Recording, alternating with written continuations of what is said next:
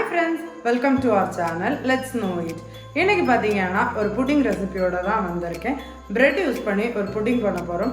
அதுவும் கொஞ்சம் டிஃபரண்டான ஸ்டைல்லே ஒரு பிரெட் புட்டிங் நாம பண்ண போறோம். ஸோ இதுக்கு தேவையான இன்க்ரீடியன்ஸ் என்னெல்லாம் எப்படி பண்றேன் இதெல்லாமே பார்க்கலாம் வாங்க.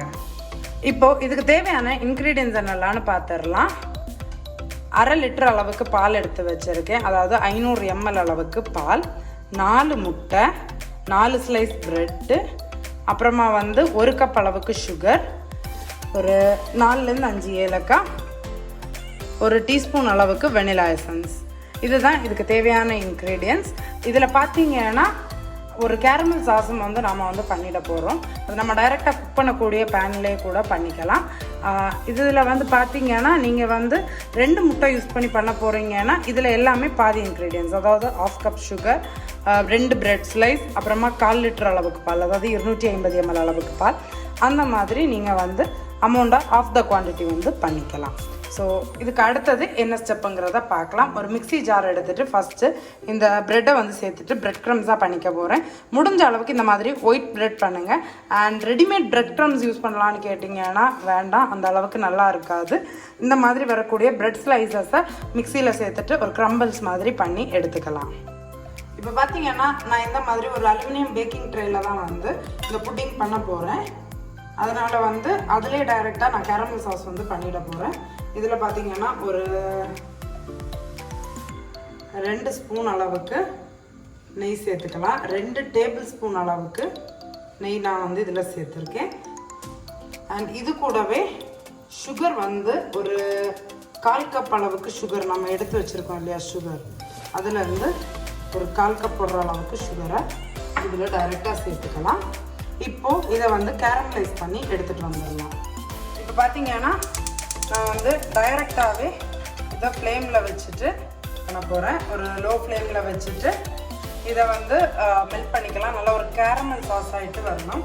இந்த சுகர் நல்லா கேரமலைஸ் ஆகிடட்டும். இப்போ பார்த்தீங்கன்னா நாம் சேர்த்துருக்கக்கூடிய நெய் அப்புறமா சுகரை ஒரு லோ ஃப்ளேமில் வச்சுட்டு டைரெக்டாகவே நான் ஸ்டவ்வில் வச்சுருக்கேன். நான் அலுமினியம் பேனில் யூஸ் பண்ணுறேங்கிறனால டைரெக்டாக அடுப்பில் வச்சுருக்கேன். நீங்கள் மற்ற மாதிரி வேறு கிளாஸ் பவுல் அந்த மாதிரி எதுலையாவது நீங்கள் பண்ணலான்னு இருக்கீங்கன்னா நீங்கள் கேரமல் சாஸ் ரெடி பண்ணி அதில் டைரெக்டாக சேர்த்துக்கோங்க. நான் இன்றைக்கி இதே பேனில் தான் டைரெக்டாக பண்ண போகிறேன். ஸோ ஜஸ்ட் அது கேரமலைஸ் ஆகிடட்டும். இந்த நெய்யில் இந்த சுகர் நல்லா கேரமல் ஆகி வந்துடட்டும். இப்போ பார்த்தீங்கன்னா கொஞ்சம் கொஞ்சமாக சுகர் கேரமலைஸ் ஆக ஆரம்பிச்சிருக்கு. நம்ம சேர்த்துக்கக்கூடிய எல்லா சுகருமே நல்லா கோல்டன் கலரில் இதை மாதிரி கேரமலைஸ் ஆகி வந்துடட்டும். ஸ்லோ ஃப்ளேமில் வச்சுட்டே பண்ணுங்கள். டெம்பரேச்சர் ஹையில் வைக்காதீங்க, ஃப்ளேம் லோலே இருக்கட்டும். நம்மளோட கேரமல் சாஸ் ரெடி ஆகிடுச்சு, நல்லாவே கேரமலைஸ் ஆகி வந்துடுச்சு. இந்த ஸ்டேஜில் ஆஃப் பண்ணிடலாம். ஆஃப் பண்ணிவிட்டு அப்படியே இதை செட் ஆக விட்டுடலாம். கொஞ்ச நேரத்துலேயே இது கூல்டவுன் ஆகி நல்லாவே செட் ஆகி வந்துடும். அதுக்குள்ளாடி நாம் பாக்கி ப்ரிப்பரேஷன் எல்லாம் ரெடி பண்ணிடலாம். இப்போது ஒரு மிக்ஸி ஜார் எடுத்துருக்கேன். அதில் நம்ம எடுத்து வச்சுருக்கக்கூடிய பிரெட் ஸ்லைசஸை இந்த மாதிரி உடைச்சிட்டு உள்ளே சேர்த்துக்கலாம். நான் இன்றைக்கி 4 ஸ்லைஸ் பிரெட் இதில் சேர்த்துருக்கேன். எல்லாத்தையும் இந்த மாதிரி ஒன்றும் பாதியமாக உடைச்சிட்டு ஜஸ்ட் பல்ஸ் பண்ணி எடுத்துக்க போகிறோம். நமக்கு பிரெட் க்ரம்ஸ் தான் வேணும். ஸோ இதை க்ரம்பிள் பண்ணி எடுத்துகிட்டு வந்துட போகிறோம். இப்போ பார்த்தீங்கன்னா நான் ப்ரெட்டை க்ரம்பிள் பண்ணி எடுத்துகிட்டு வந்துட்டேன். ஏன்னா இந்த மாதிரி பவுட்ரு ஃபார்மில் எடுத்துகிட்டு வந்தாச்சு. ஸோ கம்ப்ளீட்டாக மிக்ஸி ஜாரில் இருக்கிற எல்லா க்ரம்பிள்ஸையும் பவுலில் ட்ரான்ஸ்ஃபர் பண்ணிடலாம். இப்போ பார்த்தீங்கன்னா நம்ம பிரெட் க்ரம்ஸ் பண்ண அதே மிக்ஸி ஜாரில் நான் 4 முட்டையையும் உடைச்சி சேர்த்துக்க போகிறேன். 4 முட்டையும் சேர்த்துக்கலாம். முதல்ல சொன்ன மாதிரி தான், நீங்கள் பாதி அமௌண்ட்டுக்கு யூஸ் பண்ணுறீங்கன்னா இதில் கம்மியாக சேர்த்துக்கோங்க.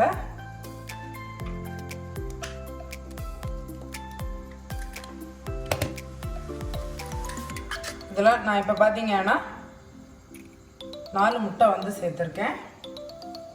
இதில் பார்த்தீங்கன்னா ரிமைனிங் 1/2 கப் சுகர், அதாவது நான் ஒரு 1/4 கப்லேருந்து 1/2 கப் அளவுக்கு நான் கேரமல் சாஸ் பண்ணுறதுக்கு சுகர் யூஸ் பண்ணியிருக்கேன். ரிமைனிங் இருக்கிறது கிட்டத்தட்ட ஒரு 4லேருந்து 5 டேபிள் ஸ்பூன் கேரமல் சாஸுக்கு எடுத்துகிட்டு ரிமைனிங் மொத்தமாக நம்ம வந்து 1 கப் அளவுக்கு சுகரில் இது பண்ணுறோம். ஸோ நான் ரிமைனிங் சுகரை சேர்த்துருக்கேன். இது ரெண்டையும் சேர்த்து நல்லா வந்து ஒரு நிமிஷம் அளவுக்கு மிக்சியில் வந்து அரைச்சி எடுத்துடலாம்.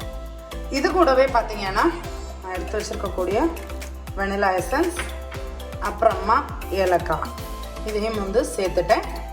ஸோ இந்த வெனிலா எசன்ஸ் அப்புறமா ஏலக்காய் ரெண்டுமே நல்ல ஒரு ஃப்ளேவரை கொடுக்கும். வெனிலா எசன்ஸ் வந்து சேர்க்குறப்போ அந்த முட்டையுடைய ஃப்ளேவரை வந்து அப்படியே சப்ரஸ் பண்ணிடும். அண்ட் ஏலக்காவுடைய ஃப்ளேவர் இந்த புட்டிங்குக்கு சூப்பராகவே இருக்கும். உங்ககிட்ட இப்போ வெனிலா எசன்ஸ் இல்லைன்னா நீங்கள் அதுக்கு பதில் ஏலக்காய் மட்டும் கூட யூஸ் பண்ணிக்கலாம். வந்து உங்களோட சாய்ஸ் தான். ஸோ இப்போ பிளெண்ட் பண்ணி எடுத்துடலாம். இப்போ பார்த்தீங்கன்னா பிளெண்ட் பண்ணி எடுத்துகிட்டு வந்தாச்சு. நல்லா பார்த்தீங்கன்னா ஃப்ராத்தியாக வந்திருக்கு முட்டையும் சுகரும். இப்போ இதில் நான் எடுத்து வச்சுருக்கக்கூடிய 1/2 லிட்டர் பாலையும் சேர்த்துற போகிறேன்.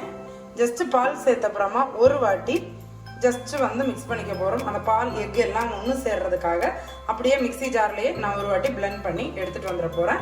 இதுதான் பார்த்தீங்கன்னா நம்மளோட கஸ்டர்டாக இருக்க போகுது. ஸோ பிளெண்ட் பண்ணி எடுத்துகிட்டு வந்துடலாம். இப்போ வந்து பார்த்தீங்கன்னா நம்மளோட கஸ்டர்ட் வந்து ரெடியாக இருக்குது. அண்ட் நம்ம முதல்ல ரெடி பண்ணி வச்சுருந்தோம் இல்லையா கேரமல், அதுவும் வந்து ரெடி ஆயிடுச்சு. ஸோ இந்த கேரமலில் நம்ம ரெடி பண்ணி வச்சுருக்க கஸ்டர்டை வந்து ஃபில்டர் பண்ணிவிட்டு சேர்த்துக்க போகிறேன். செம்ம வாசனையாக இருக்குது நம்மளோட கஸ்டர்டு. ஸோ நான் இதில் வந்து இப்போது ஸ்ட்ரெயின் பண்ணிவிட்டு சேர்த்துக்க போகிறேன். இப்போது ஒரு ஸ்ட்ரெயினர் வச்சுட்டு ஸ்லோவாக சேர்த்துக்கோங்க.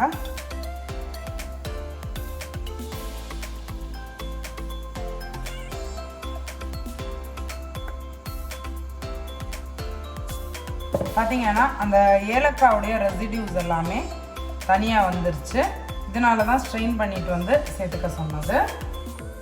இனி பார்த்தீங்கன்னா இதில் எடுத்து வச்சுருக்கக்கூடிய பிரெட் க்ரம்ஸை ஈவனாக மேலே வந்து தூவி விட்டுக்கலாம். ஒரு சைட்லேருந்தே அப்படியே தூவி விட்டுட்டு வாங்க. கொஞ்சம் கொஞ்சமாக அந்த பாலை வந்து அந்த பிரெட் க்ரம்ஸ் வந்து அப்சர்வ் பண்ணிக்கும்.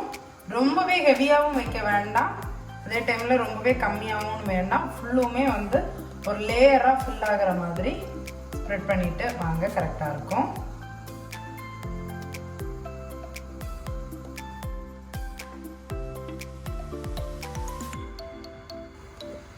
இப்போ பார்த்தீங்கன்னா பிரெட் க்ரம்ஸ் எல்லாமே மேலே ஈவனாக ஸ்ப்ரெட் அவுட் பண்ணியாச்சு. இல்லாமல் பிரெட் புட்டிங் பண்ணுறப்போ எந்த மாதிரி பண்ணுவாங்கன்னா இந்த பிரெட் பீஸஸையும் சேர்த்துட்டு மிக்சர் கிரைண்டரில் அரைச்சிட்டு தான் பண்ணுவாங்க. பட் பார்த்தீங்கன்னா இது வந்து பிரெட் க்ரம்ஸை வந்து மேலே இந்த மாதிரி ஒரு லேயராக ஃபில் பண்ணிட்டு வந்து பண்ணுறோம். இது வந்து அவுட்புட் பார்க்குறப்போ சூப்பராகவே வரும்.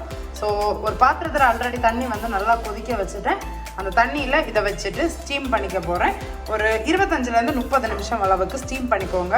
ஒரு நைஃப் இல்லைன்னா ஒரு ஸ்கியூவர் விட்டு பார்த்தீங்கன்னா ஒட்டாமல் வரும். அதுதான் கரெக்டான கன்சிஸ்டன்சியாக இருக்கும். ஸோ இப்போ வந்து ஸ்டீமரில் வந்து வச்சிடலாம். இப்போது ஒரு பாத்திரத்தில் தண்ணி கொதிக்க வச்சுருக்கேன். இதில் உள்ள தூக்கி வைக்கிறதுக்காக ஒரு ஸ்டாண்டும் வச்சுருக்கேன். இதில் உள்ள கேர்ஃபுல்லாக நம்மளோட கஸ்டர்டை வந்து ப்ளேஸ் பண்ணிடுங்க. அண்ட் ஃப்ளேம் வந்து ஹைலே இருக்கட்டும். இந்த பேனோட பாட்டத்தில் வந்து தண்ணி வந்து டச் ஆகிட்டு இருக்காங்கிறது மாத்திரம் கன்ஃபார்ம் பண்ணிக்கோங்க. எனக்கு கரெக்டாக அந்த பாட்டத்தில் வந்து தண்ணி வந்து டச் ஆகிட்டு இருக்கிற மாதிரி இருக்குது. ஸோ லிட் வச்சு கவர் பண்ணிவிட்டு நல்லா வந்து ஸ்டீம் பண்ணிக்க போகிறேன். பார்த்திங்கன்னா தண்ணி நல்லா கொதிக்க ஆரம்பிச்சிச்சு.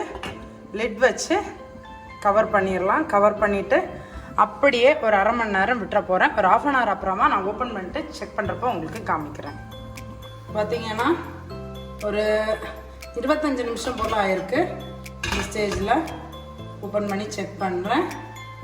பார்க்குறப்போ தெரியுதா நல்லா செட் ஆகிருக்கு. நைஃப் எடுத்துகிட்டு சென்டராக விட்டு பார்க்குறேன். தெரியுதா நைஃப் வந்து க்ளீனாக வந்திருக்கு. ஸோ இது வந்து ரெடி ஆகிடுச்சின்னு அர்த்தம். நான் ஸ்டவ்வை டர்ன் ஆஃப் பண்ணிடுறேன். இப்படியே ஓப்பனில் விட்டுற போகிறேன். ஒரு 2 நிமிஷம் இல்லை 3 நிமிஷம் அப்புறமா எடுத்துகிட்டு வெளியே கம்ப்ளீட்டாக கூல் டவுன் ஆகிறதுக்கு வைக்க போகிறேன். ரூம் டெம்பரேச்சர் வரட்டும். ரூம் டெம்பரேச்சர் வந்த அப்புறமா நான் இதை வந்து ரெஃப்ரிஜரேட்டரில் ஒரு 1/2 hour to 1 hour வந்து வச்சு செட் பண்ணிக்க போகிறேன். நீங்கள் மேக்ஸிமம் 2 hour வரைக்கும் வச்சுக்கலாம். பட் பார்த்தீங்கன்னா அந்த கேரமல் சாஸ் வந்து உங்களுக்கு அடியில் வந்து ரொம்ப செட் ஆகிடுச்சுன்னா ஈஸியாக வந்து ரிமூவ் ஆகி வராது. ஸோ நான் வந்து பார்த்திங்கன்னா ஒரு 1/2 hourலாம் தவண்டின உடனேயே எடுத்து டிமோல்ட் பண்ணிடுவேன். அதுக்கப்புறமா உங்களுக்கு சில்லா சர்வ் பண்ணனாலும் கூட நீங்கள் ஃப்ரிட்ஜில் வச்சுட்டு சில்லா கூட சர்வ் பண்ணிக்கலாம். அப்ராக்சிமேட்லி ஒரு 1 hour அப்புறமா பார்க்கலாம். இப்போ பார்த்தீங்கன்னா நான் ஃப்ரிட்ஜில் இருந்து செட் பண்ணி எடுத்துகிட்டு வந்துட்டேன். பார்க்குறப்பவே தெரியுதா நல்லா வந்து செட் ஆகி வந்திருக்கு. ஸோ ஒரு பிளேட் வந்து மேலே வச்சுட்டு அப்சைட் டவுனாக ஹீட் பண்ணிக்கலாம். ஸோ அந்த கேரமல் எல்லாமே சூப்பராக மெல்ட் ஆகி வந்திருக்கு. இப்போ இதை கட் பண்ணிவிட்டு சர்வ் பண்ணலாம். இப்போ பார்த்தீங்கன்னா இதை அப்படியே கட் பண்ணிடலாம். இவ்வளோ ஸ்மூத்தாக நைஃப் வந்து உள்ள இறங்குது. செம்ம சாஃப்ட் அண்ட் ஸ்மூத்தாக வந்திருக்கு. ஸோ வந்து எடுத்துட போகிறேன்.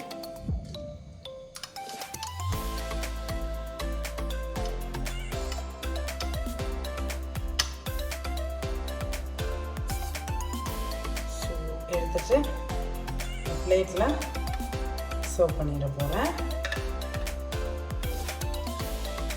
வச்சுட்டு கேரமல் சாஸ் உங்ககிட்ட இதில் இருக்கக்கூடியதில் கொஞ்சம் வேணா இதில் போர் பண்ணிவிட்டு கூட நீங்கள் வந்து சர்வ் பண்ணலாம்.